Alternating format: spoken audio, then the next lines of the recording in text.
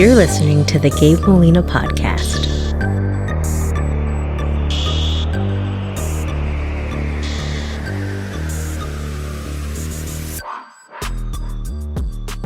I'm here with the blonde beast, Tiffany Richards.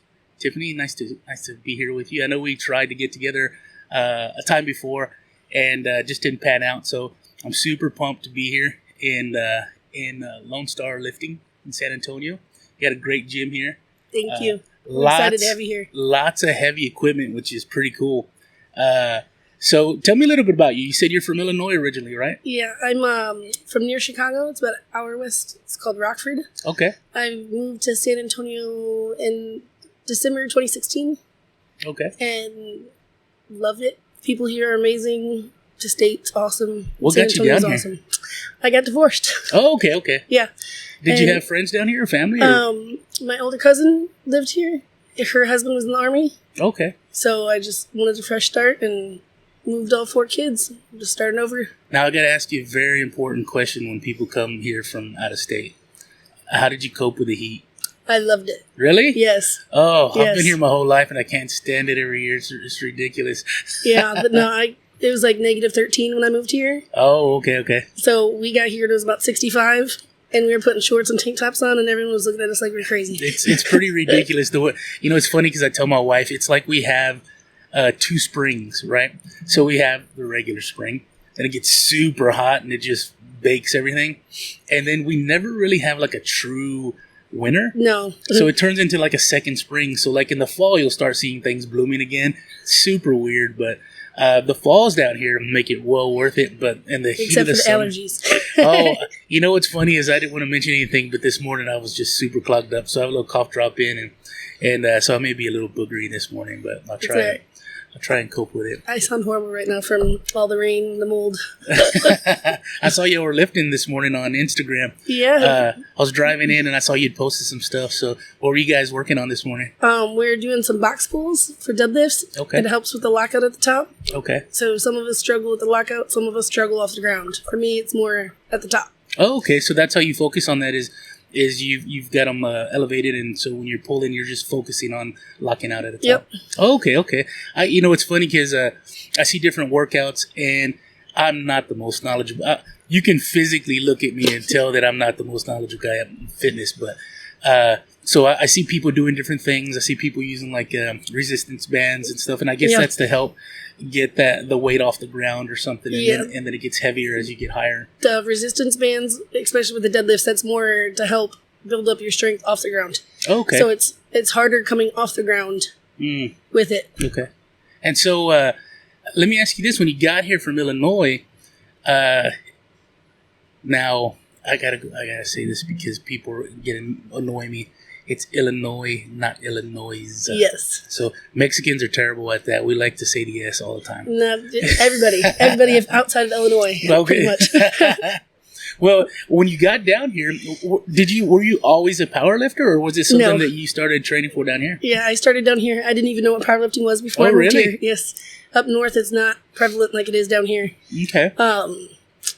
I've always loved lifting. I've always been athletic, but I was more into dance and swimming when I was younger. Okay, so you were probably pretty lean and muscular, I would imagine, with the swimming and especially dancing too. Back before I had kids. Okay. Yeah, and then I did a little weight training in high school with the football team. Okay, but that was pretty much the extent of lifting weights. Yeah, and then I after I had my 4th child, I had started having hormone issues and gained probably 40 pounds in a little over 2 months. Okay.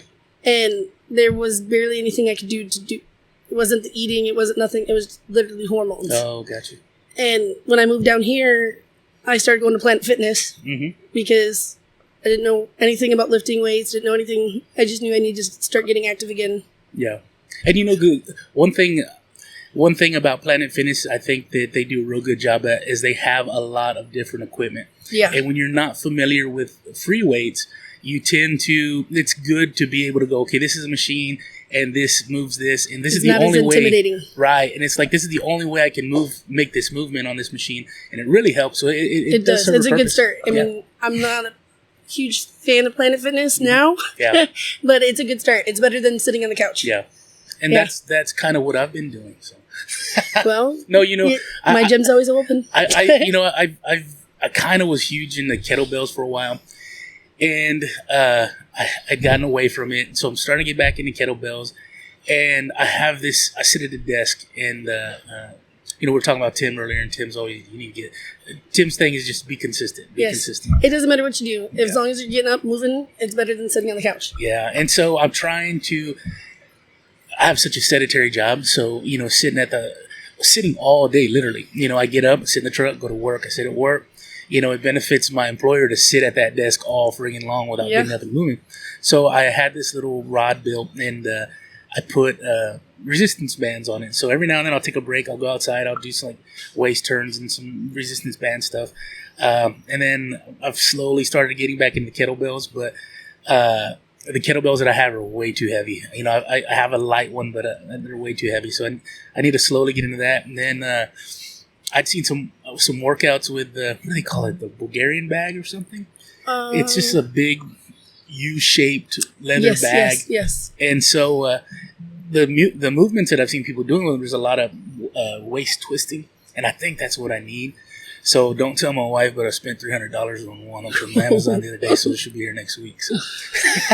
Well, just be consistent with it. Yeah, and that's the key. Because it's not going to help if you don't use it. You're exactly right, and that's my problem. That's most people's problem. They'll purchase it and then don't use it. And I think that's what's so good about a place like this is the atmosphere. You don't get that atmosphere at home, and you have to be seriously disciplined to be able to get that workout at home. And I mean, don't get me wrong, you still got to be disciplined to do it here. Yeah, but when you're here and there's other athletes and other people working out, it's the accountability portion of it. Yeah. I think that's the main thing most of my clients appreciate is because I will text them and make sure they get in here because I tell them I'm not just about making money. Oh, I'm about getting people healthy. You would make my stomach hurt every time I get a text from you. That's the point because. It's accountability. Yeah. For a lot of people, they have the motivation, they have the want to do it, but they just don't do it because they don't know how, or they don't know how to keep on going. Yeah, and I think one thing also is I have the same deal. Is like it's so hard to get started. Once you do it, your body craves that exercise and that movement. They do. And so once you do it and you're done with it, you feel amazing. And it's funny because like when I get to the point where I'm just a friggin' sloth, I'm just so lethargic and tired all the time. And once I start doing the bands again and the kettlebells and doing some movement, it's amazing how quick your body kind of responds to that. It is. And so it's good stuff. It is. I always say the hardest part is walking through the door the first time. That's very true. And the first week. Yeah. Just pushing through. Yeah. But then it becomes like second nature after that and your body craves it. So how do you, when you get somebody off the street that's coming in more for fitness and not so much powerlifting, but they want to be a part of the gym, how do you keep them engaged? Because I would imagine it'd be easy for somebody like me who's like, man, I'm fat and I just need to get less fat. Most of my clients are just people that are just trying to get healthier, in shape, or tone up, lose weight. Yeah. And I start them, I just do like a little fitness test, I call it, with them, and just go by what they can do. Okay, so you're just gauging where they're at? Yes, everybody's different. If that's a half an hour first day, and that's how it is the first week, and then I go up to 45 minutes, and then an hour, just slow. Okay. Because you don't want to overkill your body. Yeah. To the point where you can't move the next day. Well, I think that's a problem that we have, just as we get older, is, and I've told people this 100 times, like I'm only, until I started using a trainer, and I need to get back to using a trainer, but I only knew how to exercise like I did when I was 18. And it's like I'm 44, I'm not 18. It's not going to work the same. No. And so like I was constantly getting injured or straining something, and then before I knew it, I was sitting for a week or two, and I was always starting over. So being able to come to a trainer, somebody like you that can say, hey, we're going to start here and we're going to gradually build up. That's the hardest thing for people too, is they always want the results now. Yeah. And I keep telling them, like, you didn't put the weight on overnight, it's not going to come off overnight. You got to give yourself time. It feels like we put it on. It does. I've been there. When I first started, when I moved here, I was about 213 pounds. Okay. And it was not muscle. Oh, gotcha. So, well, so when you say 213 to a real fat guy, like I'm like, wow, you were in good shape. But for a 5'3" woman, okay. I got you. So when you came from Illinois, and what was your first introduction, I guess, to this? Because I was looking at your Instagram, and you got some credentials, girlfriend. Yes. So what is your you were national champion last year or this year? This year. Okay. I just won about a month ago. Oh, where was that held? San Antonio. Okay. Yeah. That's awesome. Yes. That is awesome. And I surprised myself because I actually went in, wasn't planning on winning. Oh. I had just got over COVID. It was my first day out of quarantine. Really? Yes. So were you able to train during COVID? Or no. Were you having, nope. okay. I hadn't lifted in over a month. Wow. That's so amazing. I hadn't done nothing.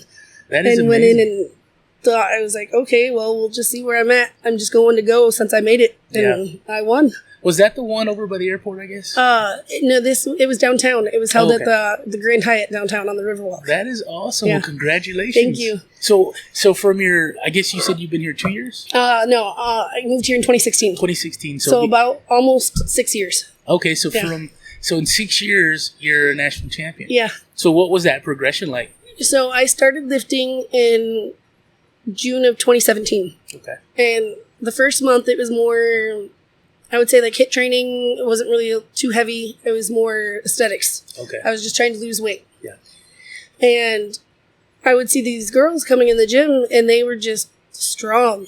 And I wanted to be like them. Yeah. And it just inspired me because I had a rough past and never really had the self-confidence. Oh, okay. And I knew I've always been strong. I just never knew how strong I was. Yeah. And watching them and having somebody teach me and push me past my limits that I didn't think I could go to helped. Yeah. And now it's just like an addiction. Oh, really? Yes. You're obsessed with it. Yes. But I think it's a good addiction. Yeah. So when you were you training with these other girls, or was it something you started? I started with my coach, who is also my fiance now. Okay. And he had a powerlifting team, and I started slow. I had started with another trainer at his gym. What was the name of the team? Havoc Training Systems at the time. Okay. And he had, I want to say, about 4 girls on the team then, and they were just, to me, amazing. They still are amazing. The things that women and men do with their bodies are crazy. Oh yeah. But they were lifting close to 400-pound deadlifts at the time. And wow. I was barely doing 250, which still is amazing. Yeah. But when you're just starting out, that's like, they were my idols. Yeah. And that was your goal to shoot for, I yes. guess. It gave you a target. Yeah. And I moved very fast in the beginning. Like, I'm genetically strong, I guess. And I would say I got to 400 pounds on my deadlift within 6 months. Oh, really? Yes. So you were seeing large increases in weight pretty quick then. Yeah. What were you doing about every I guess week or so? Were you increasing maybe 20 pounds or so? In the beginning, within the first month, I went from 255 to like 355 on my deadlift, and it was just a lot of form correction and learning because I didn't know what I was doing, and then it slowed down from there. Mm-hmm. So probably within 5 months, it was slower 10-pound gains every month, and then now I'm lifting about 450 on my deadlift. So it's slowed down a lot, but my deadlift is my weak point. Okay. So what are all your events? It's typically deadlift, squat, and bench. Yep. Okay. Yep. So what is your excuse me. What is your what do you lift in at bench and squat? So I have gym maxes and competition maxes. They're 2 different things. Okay. So So in the gym, I'm benching about 315. Okay. Squatting about 470 and deadlifting 450. Okay. In competition, with my last one, I squatted 429, I benched 259 and I deadlifted 435. Oh, wow. That's awesome. Yeah. So they do a grand total of everything? Yes. Or you... So my total is 1124 right now for my Okay. competition total. That's awesome. Yes. It's so exciting because, like I said, that's just so impressive, you know? And Thank you. And it just so shows the dedication. So I guess from the lifting, it started to increase with your self-esteem as well, Yes. right? So it became a passion. I started helping my fiance with some of his clients because I was there a lot.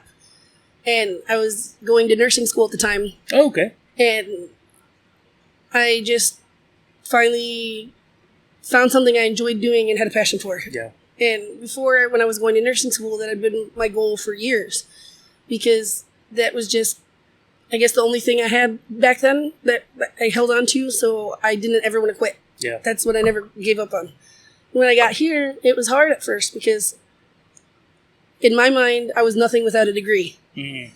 So you were working in nursing school? Yes. In nursing, you just didn't have the nursing Yes, degree? I was a CNA for almost 10 years. Okay. And then I had started nursing school several times, but because of my past with my ex-husband and I have 4 children, it was hard to actually finish. Yeah. And you know, when you have a big family like that and you don't have the support system, it's difficult to stay in school, I'd imagine. You know, because school takes up so much time, so you get to the point where you have your work, you have your children, you have your education, and there isn't much room to have bullshit happening. No. You know, and so when you have some bullshit happening, It's something's a lot got to harder. give. Yeah. And typically when you say, okay, well, I need a job to pay bills, and then I've got my children, so what's going to suffer? School does. School. So, Mm-hmm. no, I get you. For me, it was more, school came easily. Mm-hmm. It was just the time and not having the time pretty much Yeah. and the support.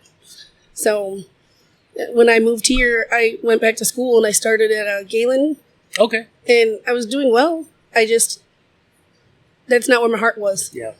And working in healthcare, I didn't ever want to become one of those nurses that was just there for the paycheck. Yeah. Well, And it's a job that you've got to have. You've got to have a lot of yourself involved in it because you're taking care of others. yes, so. and I love helping others and I love taking care of others. It's just I knew with the way our healthcare system is, you're never going to have the time to be able to take care of somebody the way you want to because of money shortages, staffing shortages. It's all about how fast you can take care of somebody, how you get in and get out, and that's not what I wanted to do. So the business of it is kind of I guess you could say cutthroat in a way. It's just very, you know, what they cover under what plan. Yep. It's a shame. People become statistics instead of a person. Yeah, no, you're exactly right. So what made you? I guess I don't want to jump too far ahead, but from deciding that you're no longer, are you still doing nursing? No. Okay, so to determine from, hey, I'm not going to do nursing anymore, and I'm going to transition into this other thing that my heart's involved in. How scary was that, and what did that look like? It was pretty scary at first, and it just mentally and financially, because I didn't know how this was going to go or how everything was going to happen. But I just knew that I didn't want to be unhappy and do something long term just for a paycheck. Yeah. Because that's not going to make you a good nurse. That's not going to make. I just didn't want to be unhappy. Yeah. I lived too much of my life already unhappy to continue doing it. Yeah. So I had already started training people with my fiance and realized that I was pretty good at it and enjoyed doing it. So I just went full force into that. I quit nursing school and the next month just started training people full time. See, I love that because, and I'm sitting here smiling because, there's times where I work as a plumbing designer at an engineering firm. I don't have a degree either, and I got a buddy of mine that works with me. He does mechanical, and he doesn't have a degree. And it's funny because we always tell each other we're the two most stupid guys on the planet. I say we pick the one industry that you have to have a degree in, or one of the industries that you have to have a degree in, and we don't have one. Yeah. And so there's times where as you get older, you look at what you're doing, you go, I'm doing it, but like you said, I'm literally doing it because it's a paycheck. It's not, my heart's not in it. But to make that transition, and I love that you did it because it's paying off, but it's for me, and I'm sure you too as well, it's so scary because you're literally taking a step off of a cliff and you don't know how far you're gonna fall because you're gonna fall. You're gonna end up with less money for a while. You're gonna end up with and it's and there's times where you have more and less. And for me, it's not about the money. As long as the bills get paid and I get to do what I love and spend more time with my kids. So that's the approach. Yeah. That's the approach. Yeah, and don't get me wrong, there's months where I'm not sure how the rent's going to get paid. Yeah. But God always takes care of us and it gets done one way or the other. Yeah. So. Now that's awesome. So how long have you been training people now? 5 years. Professionally? 5 years. That's awesome. And the gym, you're a co-owner here? Yes. So how long has this gym been up and running? 1 year. Oh, okay. So it's new. Yeah. Yep. Hey, you have a lot of heavy equipment in here. Yes. And I see a lot of stuff that I've seen before. And I'm not the most knowledgeable person, but I can tell everybody from what I've seen in here and what I've seen in other gyms, you got some good shit. So yes, my fiance has been doing this for a long time. He started out managing spectrums. Okay, yeah. In small, like a women's gym. I forgot the name of it because I'm not from here, but I think it was like women's super gym or something. I don't know. Spectrum was huge. Yeah. So yeah. And he was I want to say involved when Spectrum Golds took over Spectrum. Mm-hmm. So he was running a few of the locations. So he knows what he's doing when it comes to this stuff. So he's got pretty good business sense with the industry, so that's good. And when it comes to knowing what it takes to train somebody too, especially in the powerlifting side of it, because he started out doing bodybuilding. Oh, okay. Back when he was like 17, and he's going to be 50 next year. So. Oh wow! So he's been in it a long time. Yeah. And I'd imagine like a gym like this, you have to space is limited, so you have to be careful with the equipment that you acquire because it has to be versatile. Yes. So my passion is powerlifting, so I have everything to train powerlifters, and especially like make sure I get. It took me a while to get the good stuff that I wanted because it's expensive. It's very expensive. But we're very, very fortunate to be able to have a good business partner as well that has helped us get the stuff that we have. That's great. And amazing clients, because it wasn't like this at the beginning of COVID. We were training people out of our garage. Oh, wow. So, and now to have this and the clients that we have, it's... So y'all are the gym's a year old, so you were starting during COVID, so that had to be literally rough. right when we had been at another gym. My husband owned another gym with another guy for about 7 years over off of 1604 in Vance Jackson. And his heart changed. He is now a youth pastor. Oh, wow. Yes. That's so awesome. He went from being a gym owner to a youth pastor. What church or in Lavernia. Okay. So, and he's been doing that for about 4 years now. That's pretty cool. Yeah. That's pretty cool. And when it was scary at the time because it's our livelihood. That's all we have to take care of ourselves and our kids. Yeah. So when he told us that he was closing the gym, we didn't know what we were going to do. And we went to another gym for about a year over in Castle Hills. Okay. And I knew when we first went there that that's not where we were going to be at. Mm-hmm. They were... It just felt God temporary. provided us for at the time need be, but it was not our home. Yeah. Like they did not have the same ideology as us. And it just... we lost clients because it just didn't feel like home. Oh, gotcha. The environment wasn't the same. Mm-hmm. But it took care of the bills. Yeah. And then when COVID happened, they were still training people there, and I didn't want to. So we decided to go out of our house because what else were we going to do? Yeah.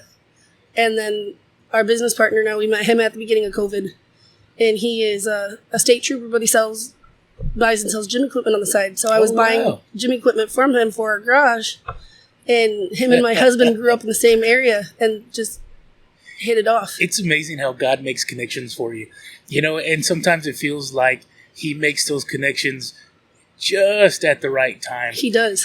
I saw a meme or something somebody posted a while back, and it said something to the effect of and I'm going to screw it up, so I'm just going to say my version of it. But it says it's something to the effect of God answers all prayers, but when it's time to answer the prayer. Oh, I believe that 100%. So that's amazing. It's not the way you think it's going to be taken care of, but it gets taken care of. Yeah. And that's one thing that I think, we talked a little bit about the shirt and my father-in-law and one thing that I learned through, I guess, loss of family members is my personality is one that I think I'm the shit, and I think I can control and run everything, and part of me is me telling me that because I want to continue believing it, but when you go through some life struggles, or when you lose family members, or you just lose people that you care for just out of your life, it's difficult and it's painful, but you learn that you're not in control. No. And so you're literally along for the ride, I'd say. Yeah, I think that's how I felt my whole life. Yeah. So to be able to put you in contact with people like that, I guess things start to feel like they're falling in place, and it's almost like you're starting to receive like a direction. Yes. I'd imagine it gets kind of foggy, but it does, and just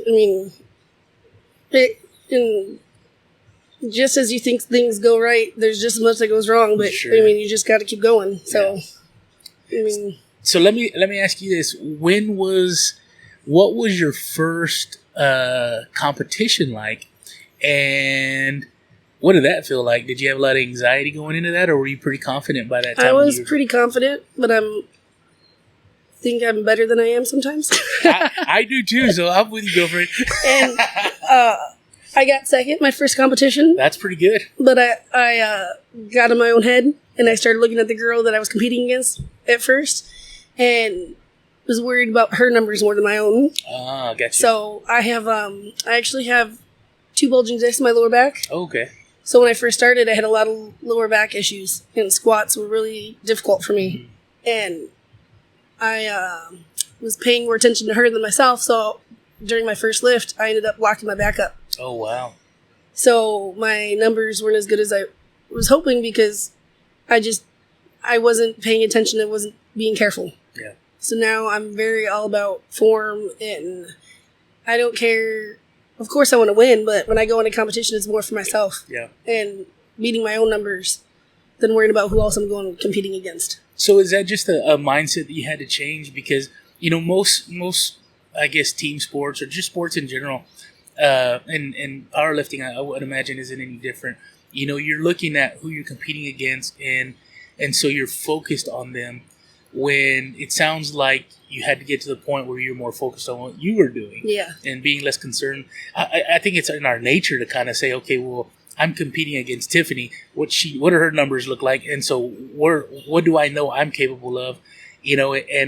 So it's got to be hard to get away from that. But I'd imagine you would have to a certain point. I still am competitive as heck, but it's more now that I'm never going to further myself if I'm worried about other people. Yeah. And now it's more now that I have a team myself, it's like I push them harder, and in turn it pushes me harder. Mm-hmm. Even now, like recently, we got more members on the team, and if it weren't for them or me working out with them, there's days where I wouldn't work out just because I'm too tired or just don't have the motivation from running the gym and taking care of kids and my husband. And I mean, you probably need you probably do a 26-hour day, or most people do a 24-hour day. So I'd imagine your plate's pretty full.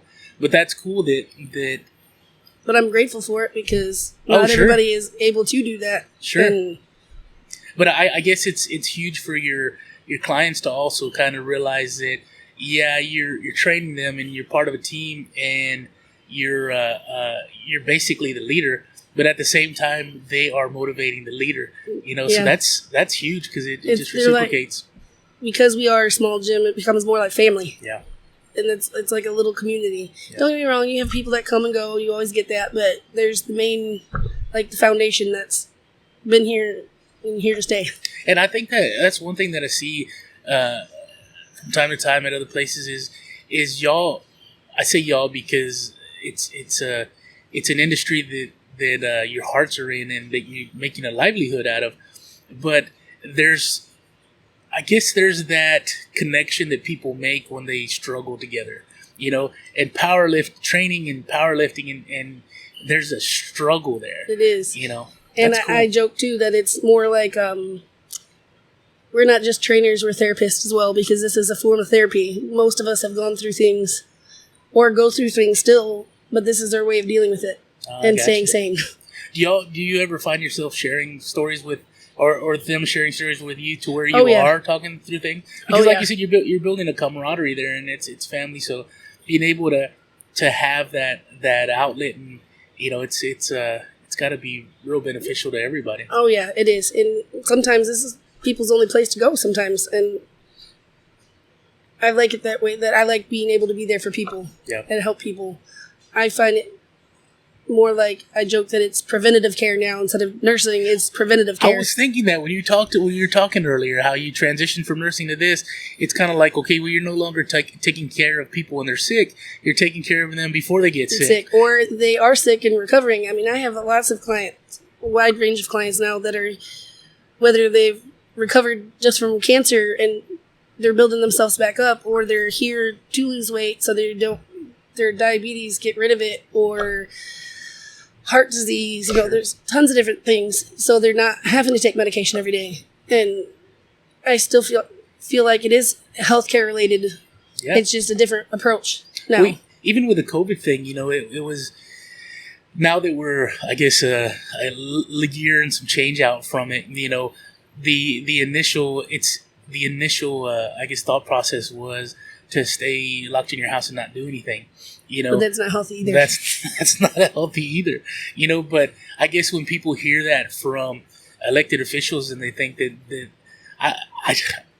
it's so funny, because I think that we take a lot of what we hear from elected officials as the gospel, and it's kind of like, well, don't forget what we already know about health and fitness, and even viruses in general.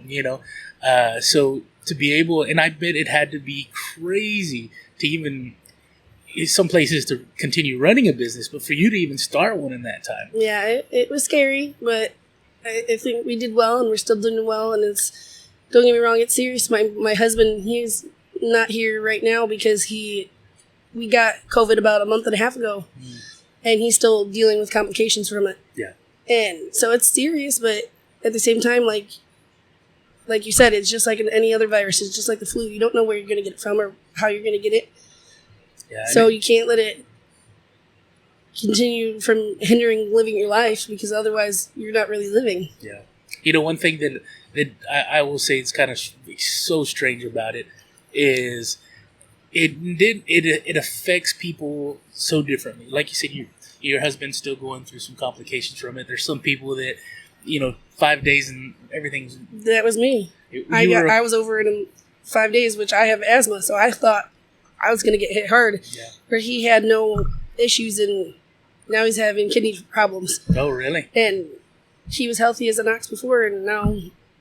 So you never know how it's going to affect you. It's amazing. It's amazing. And again, it kind of goes back to, I guess, we really aren't in control. We're just along for the ride kind of thing. Yeah. So let me ask you this. When is your next competition? What do you have coming up? I have one in September and then one in November. Okay. The one in September is... It's called the Pioneer Open.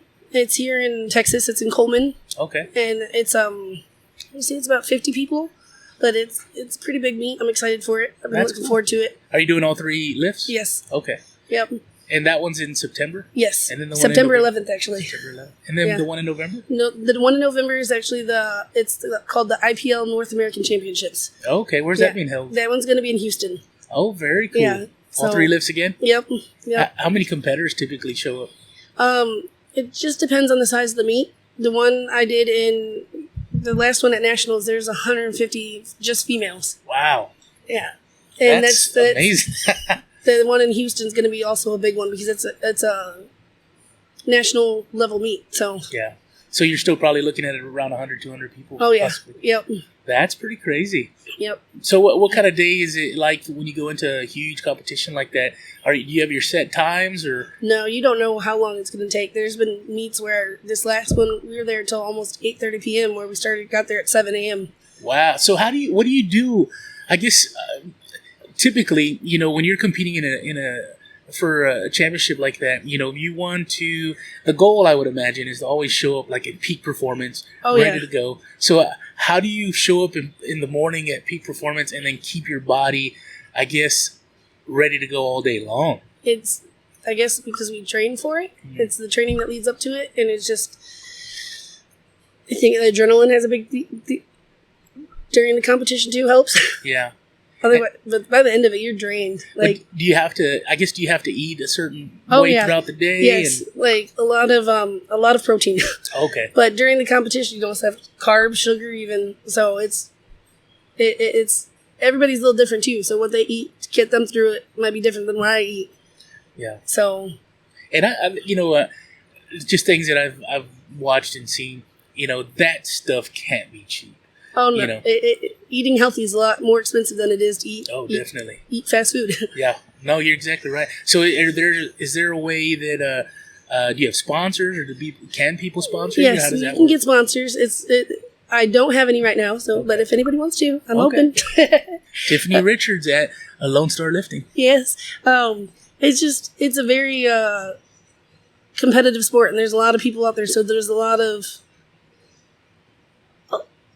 there's too many people to sponsor. If you know what I mean? Like, they're just. So you almost have to be consecutive champion. Yes. To kind of get, I guess, I don't know, this sounds stupid, but almost like an upper tier, power lifter, to where somebody will say, hey, I'm going to get behind this. Yes, person. Yeah. Because, you get people that come in and can win 1 year and then don't come back because it's more of a hobby sport. Yeah. It's not, because it is expensive.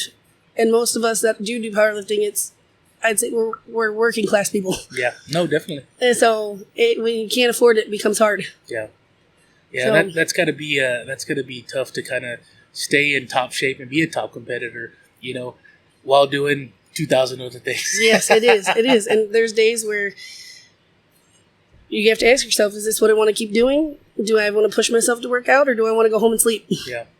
Yeah, and we know which one's the easier one. So. Yes. Especially when you have children too, and that's. How old are your kids, if you don't mind me asking? Age range? Yeah, 13, 11, 8, and 6. Okay. So I have 3 girls that are older, and my son's the youngest. Okay. So do they? Are they interested in powerlifting at all? Or? My oldest does. She comes in here. She works out, but they my oldest and then my youngest have some health issues. Okay. So they have type 1 diabetes. Okay. And then my oldest also has celiac disease. What is that? It's a gluten intolerance, like where you're extremely allergic to gluten. Okay. So she has to eat gluten-free everything. So you're already on some sort of diet, I guess, at home. Yeah. Well, she just got diagnosed in February with it. Okay. And then my son actually about 3 weeks ago with the diabetes. Okay. So it's relatively new, but yeah. It's I'm type 2 diabetic. I'm not gonna lie, but it's one of those. I think when I got diagnosed, I think I was like 21, and now I'm 44. But I remember when I first was getting sick, I was taking classes at a community college, and it was finals. I was working at my aunt's little convenience store too, so it was like a full day, and my mom was like, you need to go to the doctor. And I was like, well, I've got finals. Let me finish the week. And it was literally, I swear to you, I wasn't sleeping because I think I was peeing like 9 to 10 times a night. Mm-hmm. And there were times, this sounds very stupid, but in the very beginning, there were times where I couldn't get enough liquid. Mm-hmm. Like I was just so thirsty. Yep. And so I would be sitting, I was going to say sitting, but I was standing peeing. And drinking water at the same time. Yeah. And finally, finals were over, and I went to the doctor, and he said, he goes, you're diabetic. I said, okay. Well, I had no What does that mean? What does that even mean? And so I think my numbers were like 580 something. And so I went to the hospital, and so I'm sitting there, and the lady's like, you should be in a diabetic coma. And, again, I'm arrogant and an idiot. So like, oh, I got high tolerance, and so yeah. So when you told me the other day about your son not feeling well, I was like, I totally get it. There's some days where it's kind of screwed up because you can almost function every now and then. It's been a while, but every now and then we go to job sites or we're gone all day and you can't eat the way you normally do and you're not taking your medicine like you normally do. And it's almost to the point where it's like you can function when your sugar's high. Mm-hmm. But when your sugar drops out of the bottom, it's like you're floored. Mm-hmm. And there's been a couple of times. It's so weird, and I'm sure there's other issues that are probably attributing to it. But there's been times where it's like, it's so weird because when this is going to be super gross, and I'm sorry to say this on the podcast with you, but there's times where when I get real low, let's say I take my medicine because I think I'm going to eat something, and then we end up having to go somewhere on the job site, and I didn't eat anything. And it's like I end up, it's like my body starts purging water or something. So I get the shits, mm-hmm. and then I get really bad cramps, and then my hands lock up, and I'm like, what in the world? So I've got to start drinking water again, getting electrolytes in, and it's a mess. So getting low it's a lot more of an issue than when you're high. Now when you're high, you're doing damage to your organs and whatnot, but at the same time, it's like you sit there and you go, I can't afford to be out at a job site, in a construction site and having my sugar drop out of the bottom. So you got to drink an orange juice and get a little high and go out there. But so it's a pickle. So I'm sure that you guys dealing with that, and dealing with the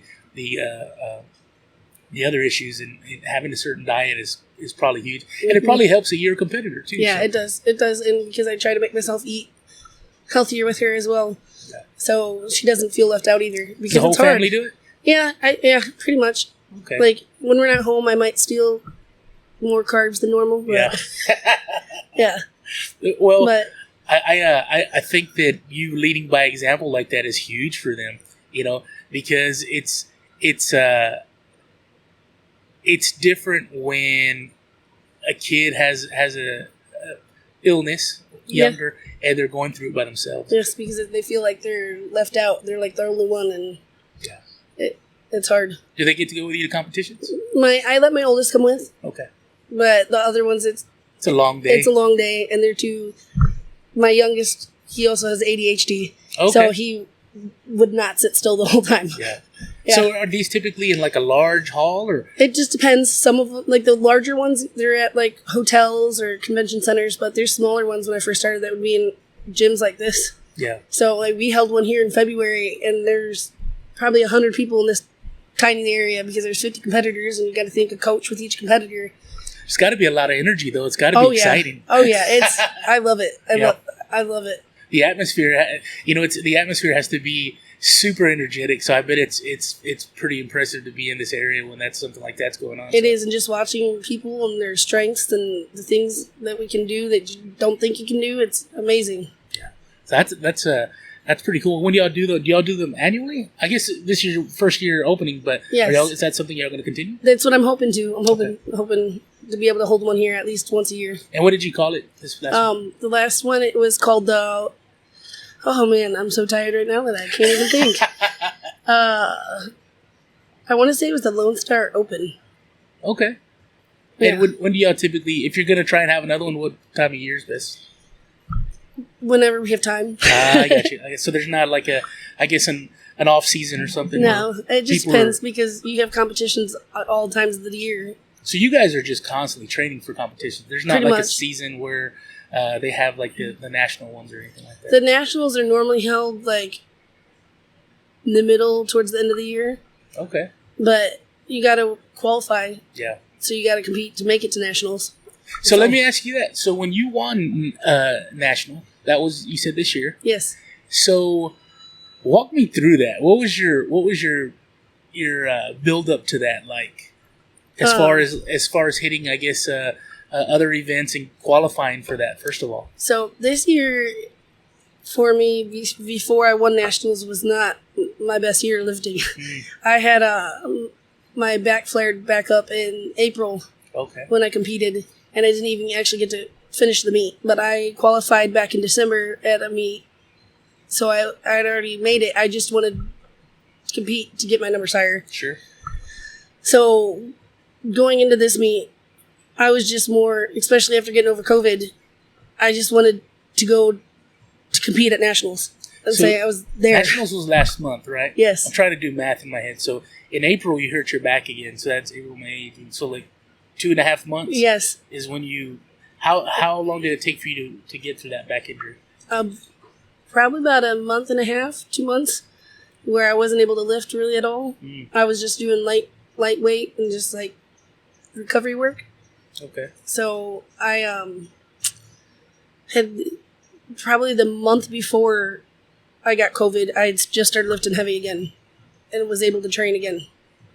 So this year was crazy. It sounds like it's crazy. Especially then with my daughter getting sick in the beginning of the year, and then my son, and then COVID.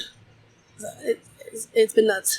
And you said it lasted about a week. So shortly after that, you were able to get back into heavy I took 14 days off for the COVID. That's a lot of time, I'd imagine. Yeah, but I think the rest, I needed it. I think I was been going so much and just taking care of everybody else that I didn't really take care of myself. So it was my body like, you need time off. Putting you in time out a little bit. Yes. And I didn't know what to do with myself. It was the first time I'd slept in or done anything and for myself, and I don't know how long. So after getting through all that, how much time did you, how many weeks did you have between that and actual competition day? I literally competed the day after I got out of quarantine. Holy cow. Yeah. Yeah. So you were ready well in advance, I guess. And maybe, like you're saying, your body just needed to relax. Yes, I think I don't know, I don't want to say I'm not normal, but compared to like people that I train, like they're here 5 days a week some weeks. And for me, I'd say honestly the last 2 years, doing more for myself has got me further. Yeah. Where when I first started, I was training 5 to 6 days a week. And then it wasn't until I started training people myself and working full time and thinking about opening my own place that, especially with COVID, like I wasn't able to train because there were days where literally it was like I barely eat once a day or have time to sleep. So I didn't lift because I didn't want to hurt myself. Yeah. And then I was like, oh crap, I got to lift. So I'd end up just doing the big lifts. It was like literally I'd bench or I'd squat, deadlift. And I got lucky that I got as far as I did this year. Now I'm like, all right, well, I have to force myself to train because I want to go further. And I know I won't be able to if I continue the way I had been this last year. Well, I wouldn't say you were lucky because I think that when you think about it, you put in the time and you put in the work. But let me ask you this. Do you think that time off due to COVID, resting your body and then being able to show up and still competing at a top level, is that going to, or did that affect the way your mentality is toward training for an event? Like, did you ever allow yourself to have that rest period in between or training up to an event, or was it always just going hard, and then you show up? I always took the week off before the event, but otherwise I'm always here. I'm always working. Okay. So I think that rest did help. So then that's something that you already have in your I guess your training repertoire. Yeah. I don't know if normally even my competitors, when I have them go for a meet, the week before I make them take off just to give themselves that rest. So what is your body doing when you, I don't know if this is a stupid question to ask or not, but I guess what is your body, I know it's recovering, but you always hear about people overtraining before an event or something. So I guess you just, as you're lifting, muscle fibers are tearing and growing and increasing.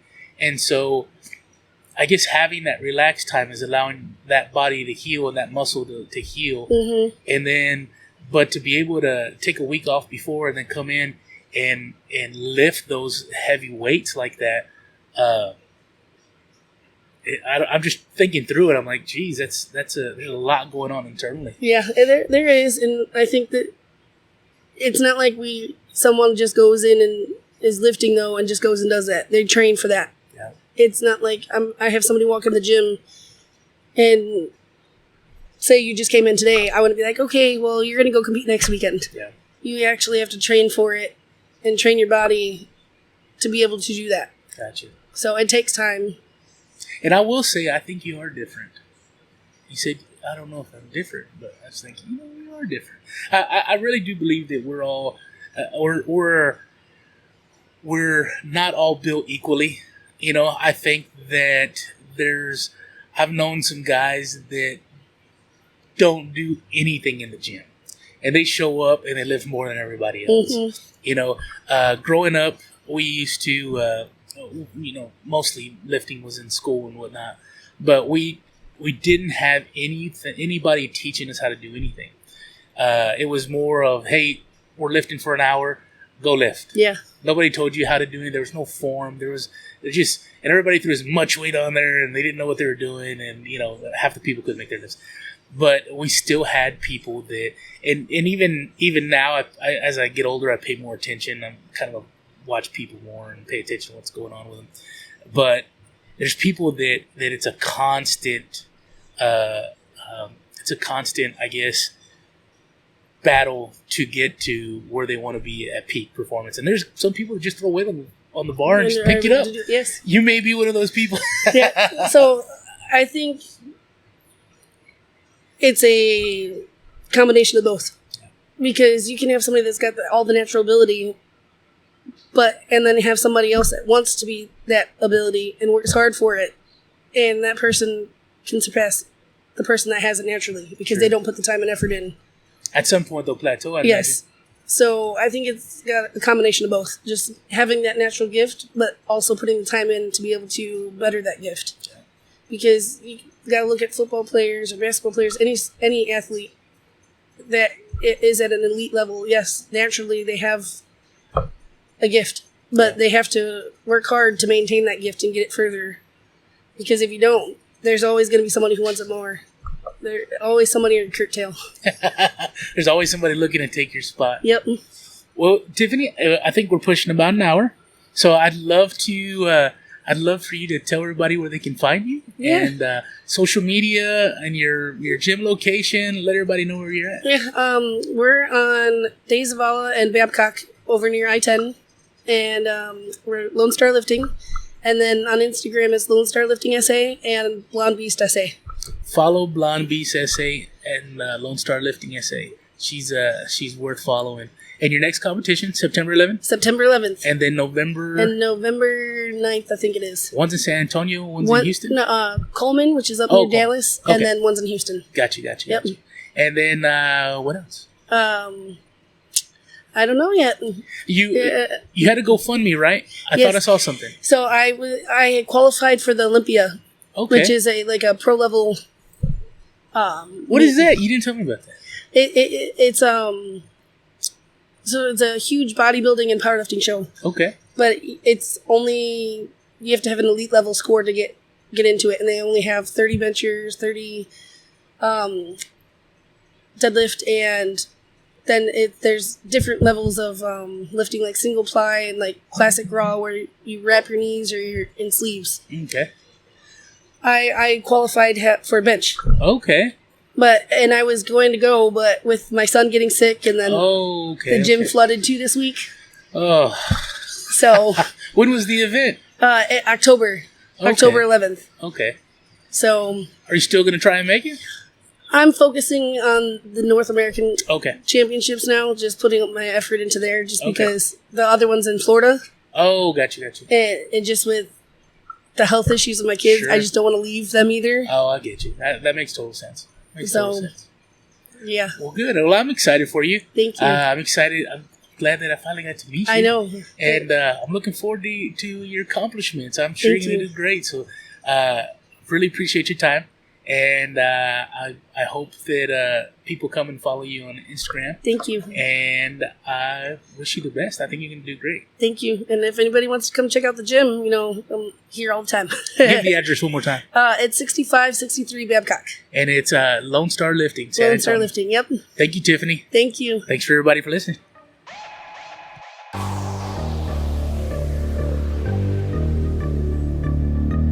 Thanks for listening to the Gabe Molina Podcast.